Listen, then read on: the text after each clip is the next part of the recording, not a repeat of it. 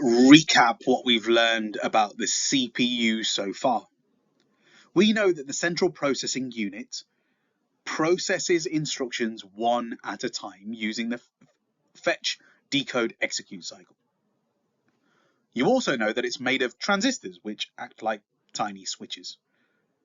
And we've also covered how clock speed determines how many FDE cycles the CPU can complete per second, and how the number of cores impacts how many FDE cycles can happen simultaneously at the same time.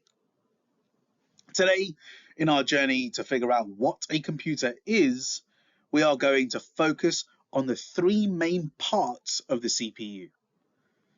By the end of this lesson, you'll be able to identify the three essential parts of the CPU: the control unit, the ALU, the arithmetic logic unit, and the registers.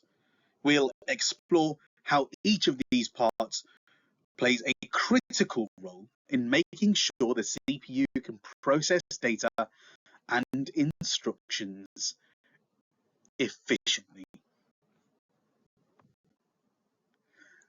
In the following slides, you're going to see a diagram of a simplified version of what a CPU would look like. I'm going to briefly explain the extremities first, so starting with input in this diagram. Input devices like your keyboard, mouse, controller, microphones, remote controls, whatever it is that's your input device, it could be a barcode scanner or a movement sensor, provides data to the computer.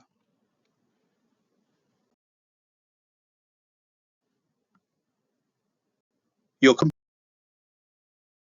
computer, after it's done some processing, will output some data based on those inputs to a monitor or a printer or some speakers, depending on what it is that you want it to do.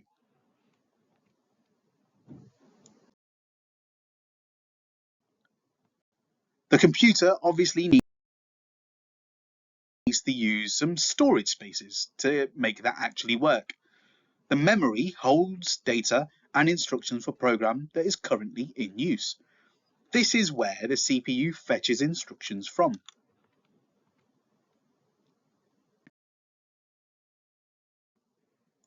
But now on to the three main parts of the CPU. As you can see, we've got the control unit, the arithmetic logic unit, and the registers. But first, those arrows and what they're actually showing. You can see that the arrow only goes towards the CPU from an input and only goes towards the output from the CPU from there. Sorry, I'm going to say that one more time. I got distracted. There's an arrow going to the output devices from the CPU because an output device receives data for it to then display.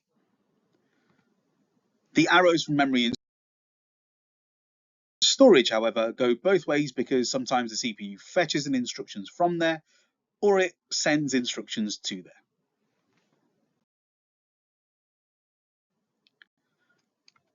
First, the control unit. The control unit controls the flow of data and decodes instructions.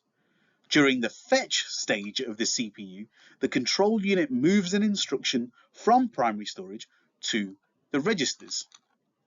The control unit quite literally controls the flow of data in and around the CPU. It is the orchestrator of the entire thing. The arithmetic logic unit does, well, exactly what it says on the tin. It does all the logical operations like and, or, and not, and things like less than, greater than, and arithmetic operations like add, subtract, multiply, and divide.